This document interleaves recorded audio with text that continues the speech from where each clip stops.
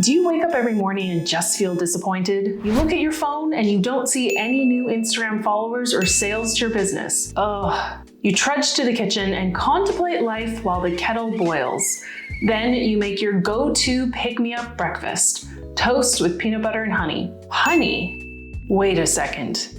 You realize something major. Your content, aka your reels and your posts, are your honey, but your profile is the beehive. The beehive is where all the good stuff happens, like sales. Maybe your posts are bringing the bees to the beehive, but once they get there, they're just confused if this is the best beehive for them, and they fly away. Could this be what's happening to your Instagram every single night? Watch this video to find out if you're making the same mistakes that I've seen literally thousands of clients make with their Instagram bios. Mistakes that could be repelling clients to other beehives, aka other businesses on Instagram. The first bee turnoff or mistake you might be making is writing the first line of your bio to be all about you. Now listen, I get it. This is a personal profile most likely of you or your business, and so you want to make it about you. But this is actually counterintuitive because a bee or a new potential client who's checking you out on Instagram, they don't really care about you yet because they don't know you. What are they interested in?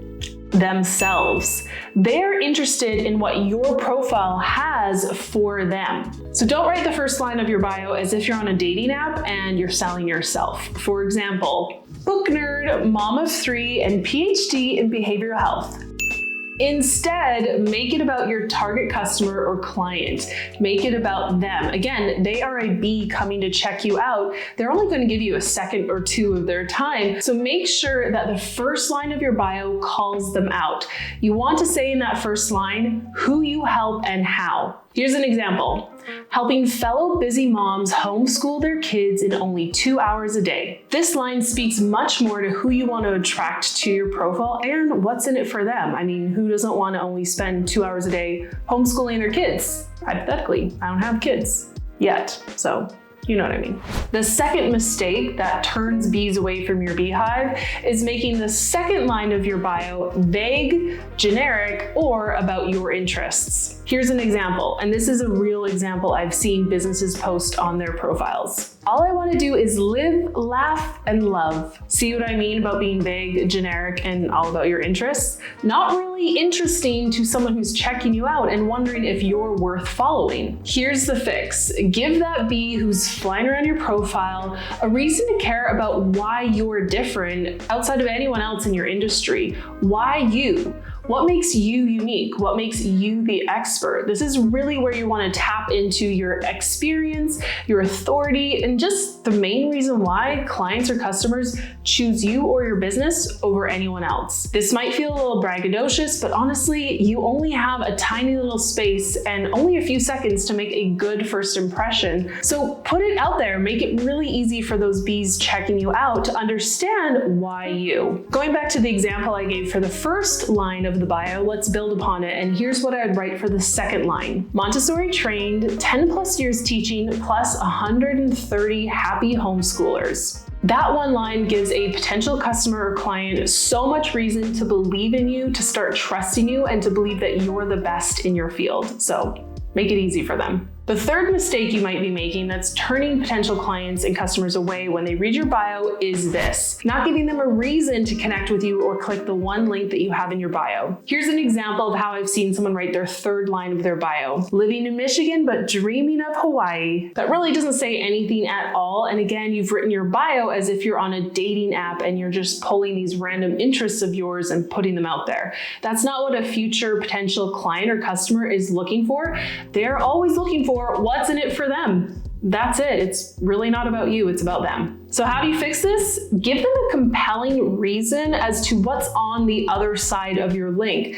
Is it a 10% off code? Is it free time with you? Is it a free resource? Literally tell them what's in it for them if they were to click that link in your bio. So to continue with our example, here's how I'd fix that third line. Is homeschooling for you? Book a free 20-minute call. The fourth mistake you might be making that could be turning away clients is this: you've done everything right. You've written your bio perfectly. You've intrigued someone enough to click the link in your bio, but then, oh no, The link in your bio gives them over 10 options of where they can go to next. This is totally confusing and overwhelming to this person who you're just starting a relationship with. Maybe one of these link options is that call to action that you wrote in your bio, but where is it? There are so many options to sift through. I'm just gonna, you know what, tap out of this and bounce. I'm gonna leave. Too much work. Too much effort. That's what your potential client or customer is thinking, so make it easy for them. If you're going to use a tool like Linktree that allows you to have multiple links listed, I recommend to choose a maximum of 3 links only,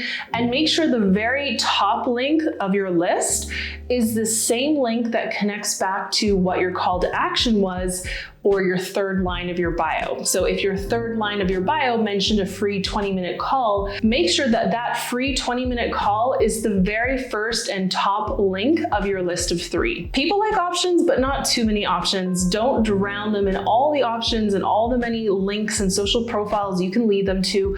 Just give them the links that they care the most about. Where are they going to get the most value, or how are you going to generate leads in the best way? Those are the links you should be choosing. The 5th mistake, and this is the most important, is you aren't opening up your phone right now and going to your Instagram profile to edit your bio based on these free bio templates that I'm gonna give you right this second. The first bio template goes like this. The first line could say, helping target customer turn problem into core benefit. And of course, you're gonna fill in the exact details specific to your industry, your niche, and your customers. The second line could say, X clients served plus X total results added up. So you could think about the number of dollars you've helped your clients save, or the number of pounds you've helped your clients lose. Is there a tangible metric where you can really show your authority? Think about that for line number 2. And the third line is free. Insert your high value resource that your client or customer would care about. Give it a name, or just make sure it's really clear what the benefit is